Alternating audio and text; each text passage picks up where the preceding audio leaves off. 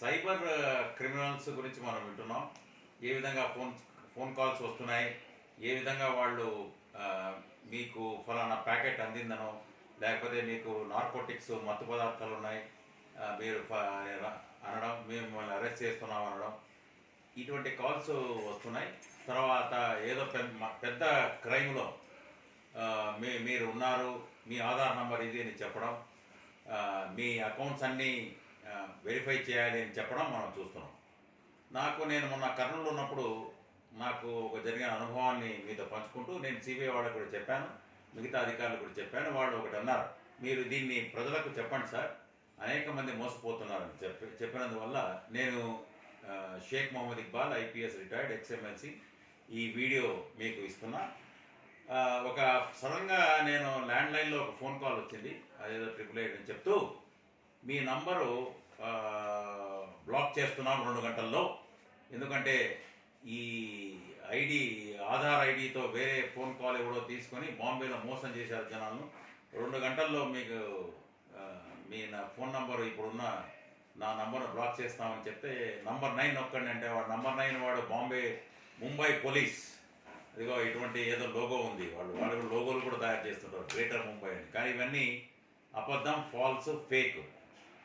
వాడెవడో వచ్చి నేను Vijay Khanna, Naresh Goyal case money laundering, అతను జైల్లో ఉన్నాడు, దాంట్లో మీ ఆధార్ నంబర్ మీది ఇదేనా, నా ఆధార్ నంబర్ ఎలాగో సంపాదించారు ఎక్కడో మరి హోటల్ నుంచో ఎక్కడి నుంచో, ఈ నంబర్ అవునంటే ఈ నంబర్ నేను కూడా పోలీస్ అధికారి అన్నా కూడా వాడు దాన్ని నన్ను ఇన్వెస్టిగేట్ చేయడం, నేను కూడా చూద్దాం వాళ్ళు ఎంతవరకు పోతారో అని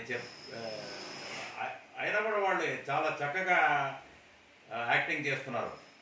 అసలు పోలీస్ అధికారుల కంటే మెరుగ్గా, ఒకడు సిబిఐ అధికారిగా, ఒకడు తర్వాత ముంబై పోలీస్ క్రైమ్ బ్రాంచ్గా,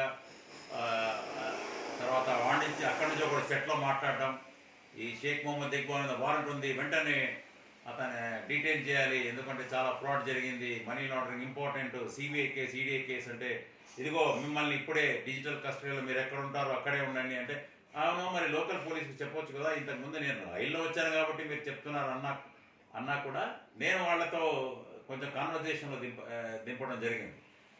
లేదు 2 సార్లు మీకు ఫోన్ ద్వారా మిమ్మల్ని అడిగాను కానీ మీరు రాలేదు, ఇప్పుడు మీరు వచ్చారు, మీది సీరియల్ నెంబర్ 180-200, ఇప్పుడే మిమ్మల్ని డిజిటల్ కస్టడీ, అటువంటి పదమే లేదు అని ఇలాంటివి ఏదో చూపించాడు. ఎక్కడున్నాడు అక్కడే ఉండాలి, కదలకూడదు అంటే లోకల్ పోలీసు ఉన్నారు కదా, నేను కర్నూలులోనే ఉన్నాను, ఇక్కడే ఎస్పీగా ఉన్నారు కదా, మరి ఆ ఎస్పీకి చెప్పండి ఆయన వస్తారు కదా అంటే కూడా లేదు మా సిబిఐ అధికారి చెప్తున్నాం, మీ అకౌంట్స్ వెరిఫై చేయాలి, మీ బ్యాంక్ డీటెయిల్స్ వెరిఫై చేయాలి అనడం. అతను చాలా సిబిఐ అధికారులు మామూలుగా వాళ్ళు చాలా స్టడీ చేసినట్టున్నారు బాంబే పోలీసుని. సిబిఐ అధికారి కూడా సిబిఐ అధికారులాగా మాట్లాడడం, నాకు సిబిఐ అధికారులు తెలుసు అని చెప్తానే ఉన్నాను. అయినా కూడా మిమ్మల్ని మీ ఫోన్ రాత్రంతా ఆన్లో పెట్టాలి, ఎందుకంటే ఆన్లో పెట్టాలి అంటే మీ అకౌంట్స్, మీ ట్రావెల్ హిస్టరీ అవన్నీ మేము వెరిఫై చేయాలి అంటే, నేను వేరు, నా ఆధార్ నంబర్ మీరు ఎక్కడి నుంచి వచ్చిందో కానీ అక్కడ ఎవడో యూజ్ చేశాడో, కెనరా బ్యాంకులో బాంబేలో మీ అకౌంట్ ఉందా అని చెప్పడం, నేను లేదు అని చెప్పడం, లేకపోతే మేము వెరిఫై చేయాలనడం, ఇటువంటివన్నీ పత్రాలు వస్తుంటాయి. అరెస్ట్ ఆర్డర్లు కూడా వస్తుంటాయి. పొద్దున్నే ఒక జడ్జి కూడా వచ్చాడు దీంట్లో లైన్లో, ఆ జడ్జి కూడా వచ్చి మీ బెయిల్ ఆర్డర్ క్యాన్సిల్ చేస్తున్నాము వెరిఫికేషన్ అయ్యేంత వరకు అనడం. సరే వెరిఫై ఏం చేస్తున్నారా అంటే, మీ సిబిఐ ఆఫీసర్ ఏం చెప్తాడంటే, మీ అకౌంటు మరి మీరే ఫ్రేజ్ చేయొచ్చు కదా నా అకౌంటు అంటే, లేదు ఈ డబ్బును మీరు ఆర్బీఐ వెరిఫికేషన్ కోసం 72 గంటలు వేరే బ్యాంకులో వేయాలి, ఏదో రాజస్థాన్ బ్రాంచ్లో. ఇవన్నీ ఫేక్ అని ప్రజలకు తెలియజేయాలా. నేను నాకు కూడా తర్వాత వాళ్ళని తిట్టడం కూడా జరిగింది అనుకోండి, నేనైతే డబ్బులు వేయలేదు. నేను కనుక్కుని సిబిఐ అధికారులకు, పోలీస్ అధికారులకు చెప్పి ఏ విధంగా పట్టుకోగలమేమో అని ట్రై చేశాను. కానీ 15 గంటలు నేను రాత్రంతా ఉన్నాను. సరే వాళ్ళు తమ ఫేస్ చూపించారు, వాట్సాప్లో మాట్లాడతారు, ల్యాండ్లైన్ నుంచి మళ్ళీ కాల్ చేస్తే ముంబై వాడు ఏదో రాసుకొని ఉంటాడు, సిబిఐ ముంబై అనో లేకపోతే బీహార్ అనో. అవన్నీ దయచేసి ఫోన్లో మీరు ఒకసారి ఇటువంటి కాల్స్ వస్తే నంబర్ 100కో లేకపోతే లోకల్ పోలీస్కో మీరు ఇన్ఫామ్ చేయండి. మీరు బెదిరిపోవద్దు. ఇటువంటి డాక్యుమెంట్స్ కూడా చూపిస్తారు. ఇది ఫేక్ డాక్యుమెంట్స్. వాళ్ళు ఎక్కడో వియత్నాంలోనో గల్ఫ్లోనో ఉంటారు. వీళ్ళందరూ చాలామంది నేను సిబిఐ వాళ్ళకి చెప్పినప్పుడు ఇంకొకటి C14 ఆర్గనైజేషన్ ఉంది ఇన్ ఢిల్లీ.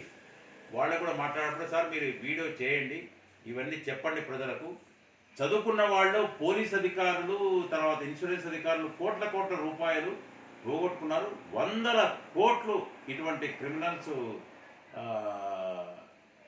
ప్రజల నుంచి లాక్కుంటున్నారు.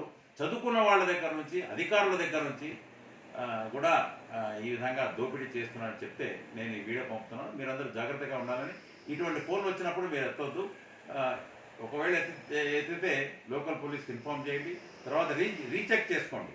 వాళ్ళు ఎప్పుడు ఇటువంటి సిబిఐ అధికారులు వీళ్ళు ఫస్ట్ ఏమో లోకల్ కాల్లో వస్తుంది, తర్వాత అంతా మొత్తం వాట్సాప్లో వస్తుంటుంది. వాళ్ళ ఫేసులు చూపించరు. అల్టిమేట్లీ ఏ విధంగానైనా డబ్బును ఒక అకౌంట్కు ట్రాన్స్ఫర్ చేయించడమే వాళ్ళ యొక్క పని. కట్టుకొని జడ్జిలుగా, సిబిఐ అధికారులుగా, తర్వాత స్పెషల్ బ్రాంచ్ ముంబై అధికారులుగా, కొలాబా ఇలాంటి అధికారులుగా వస్తుంటారు. దీన్ని నమ్మకండి అని మీకు తెలుసు.